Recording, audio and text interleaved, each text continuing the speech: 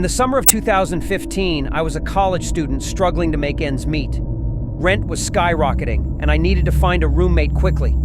Craigslist seemed like the answer to my prayers, offering a chance to find an affordable living situation. Little did I know, I was about to embark on a chilling journey that would forever leave me questioning the true nature of the world.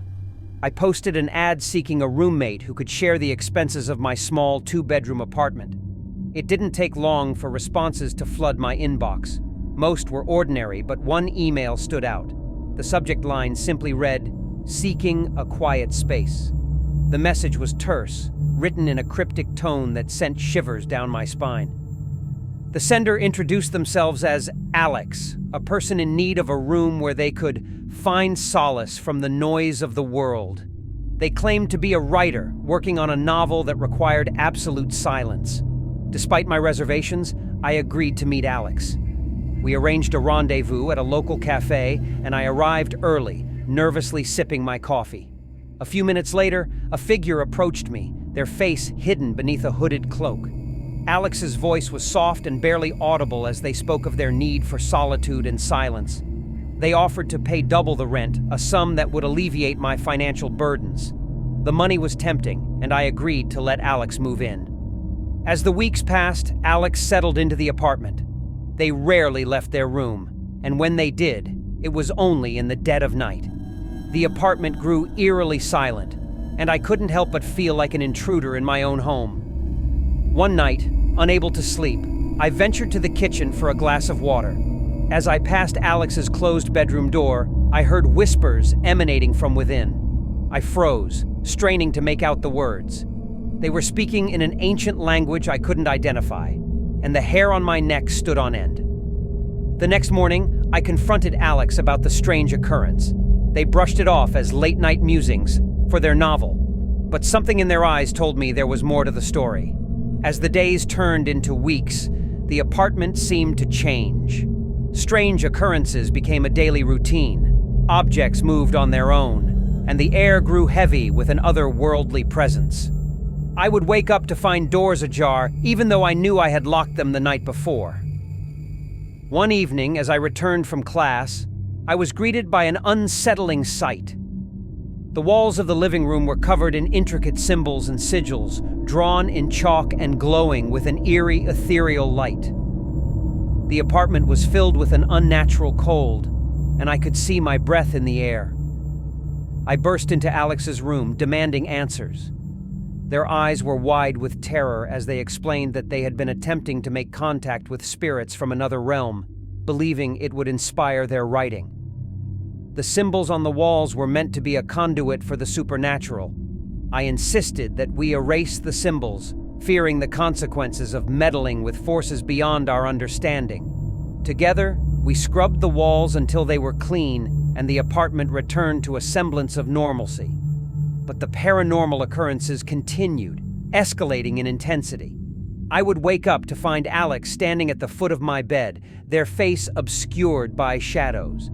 They claimed to have no memory of these episodes, and I couldn't determine whether they were a victim or a participant in the haunting. One fateful night, as I lay in bed, I felt a presence in the room, a malevolent force that sent shivers down my spine. I could hear whispers, as if a horde of unseen entities were chanting in the darkness.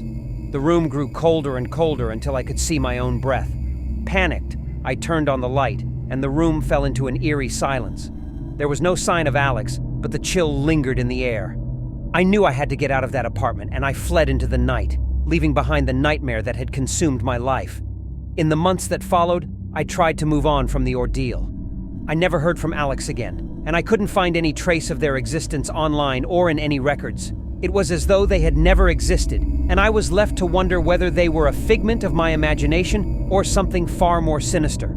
To this day, I can't explain the inexplicable events that transpired during my time with Alex. It was a chilling encounter that left me questioning the boundaries of reality and the supernatural. The cryptic Craigslist roommate had led me into a nightmarish world, one that I would never fully escape.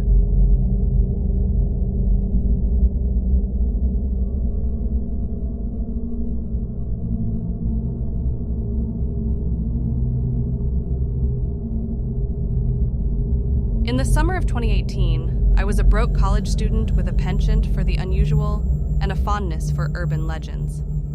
It was on one fateful evening, while scrolling through Craigslist for oddities, that I stumbled upon a listing that piqued my curiosity, a painting that was said to be haunted.